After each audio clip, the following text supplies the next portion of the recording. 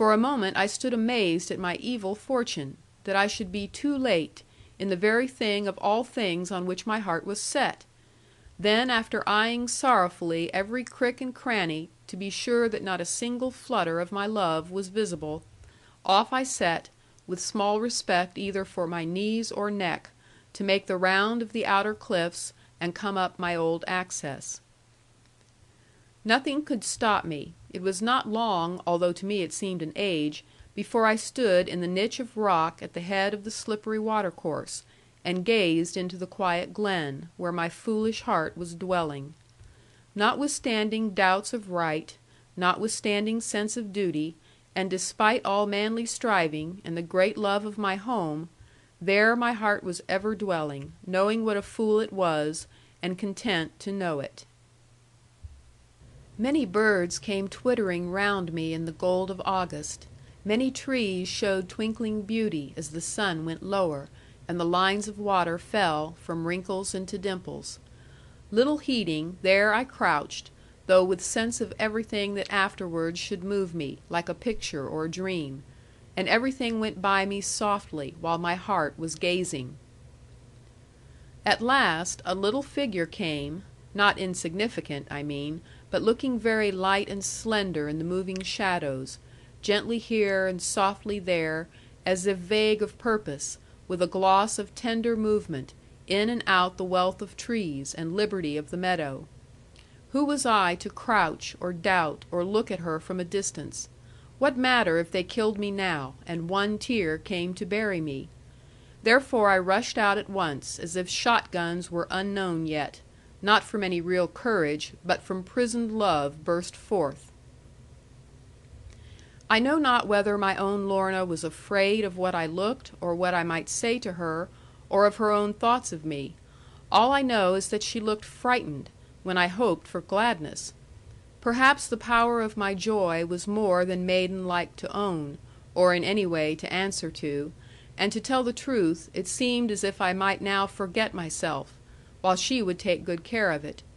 This makes a man grow thoughtful, unless, as some low fellows do, he believe all women hypocrites.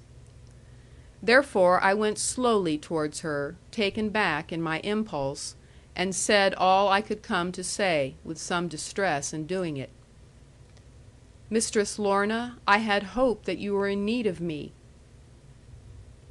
"Oh yes, but that was long ago, 2 months ago or more, sir." And saying this she looked away, as if it all were over. But I was now so dazed and frightened that it took my breath away, and I could not answer, feeling sure that I was robbed, and some one else had won her. And I tried to turn away, without another word, and go. But I could not help one stupid sob, though mad with myself for allowing it; but it came too sharp for pride to stay it, and it told a world of things. Lorna heard it, and ran to me, with her bright eyes full of wonder, pity, and great kindness, as if amazed that I had more than a simple liking for her. Then she held out both hands to me, and I took and looked at them. "Master Ridd, I did not mean," she whispered very softly, "I did not mean to vex you." "If you would be loath to vex me, none else in this world can do it," I answered out of my great love, but fearing yet to look at her, mine eyes not being strong enough. "Come away from this bright place," she answered, trembling in her turn. "I am watched and spied of late. Come beneath the shadows, John." I would have leaped into the valley of the shadow of death, as described by the late John Bunyan, only to hear her call me John, though Apollyon were lurking there, and despair should lock me in. She stole across the silent grass, but I strode hotly after her. Fear was all beyond me now, except the fear of losing her. I could not but behold her manner, as she went before me, all her grace and lovely sweetness, and her sense of what she was. She led me to her own rich bower, which I told of once before; and if in spring it were a sight, what was it in summer glory?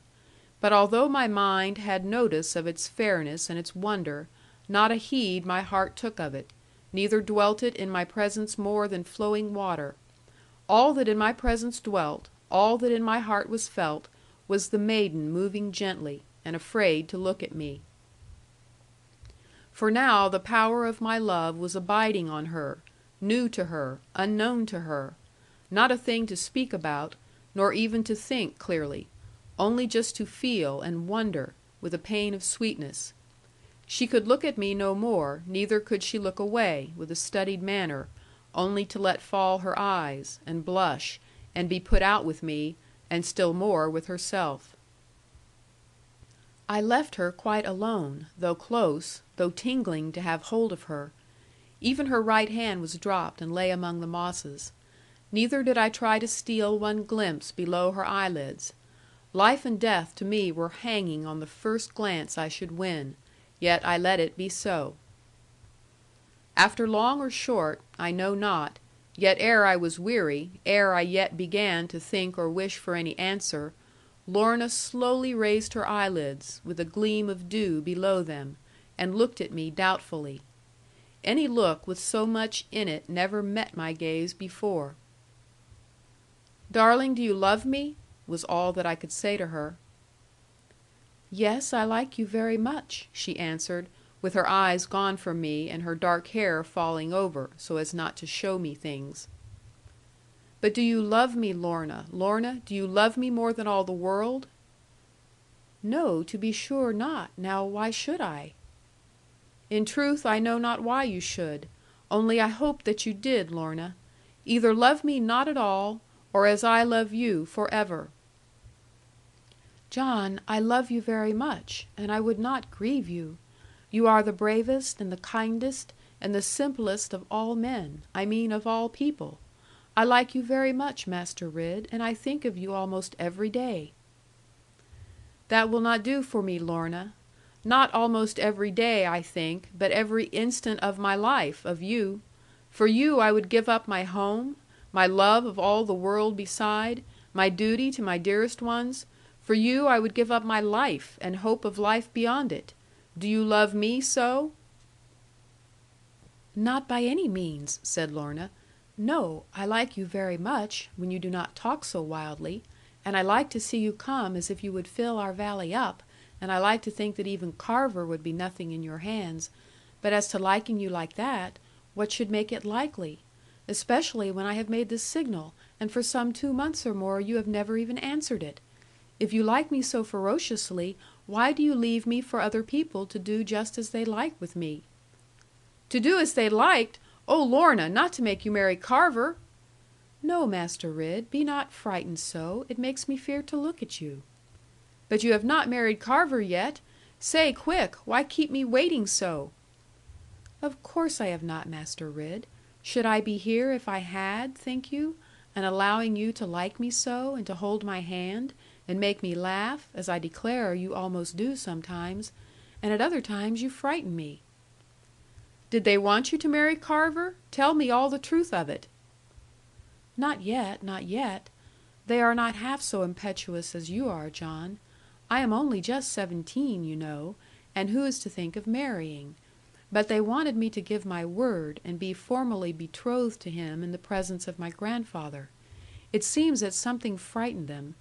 There is a youth named Charleworth Doone, everyone calls him Charlie, a headstrong and a gay young man, very gallant in his looks and manner, and my uncle the counsellor chose to fancy that Charlie looked at me too much, coming by my grandfather's cottage." Here Lorna blushed so that I was frightened, and began to hate this Charlie more, a great deal more, than even Carver Doone. "He had better not," said I. "I will fling him over it if he dare. He shall see thee through the roof, Lorna, if at all he see thee." "Master Ridd, you are worse than Carver. I thought you were so kind-hearted. Well, they wanted me to promise, and even to swear a solemn oath, a thing I have never done in my life, that I would wed my eldest cousin, this same Carver Doone, who is twice as old as I am, being 35 and upwards. That was why I gave the token that I wished to see you, Master Ridd. They pointed out how much it was for the peace of all the family, and for mine own benefit, but I would not listen for a moment, though the counsellor was most eloquent, and my grandfather begged me to consider, and Carver smiled his pleasantest.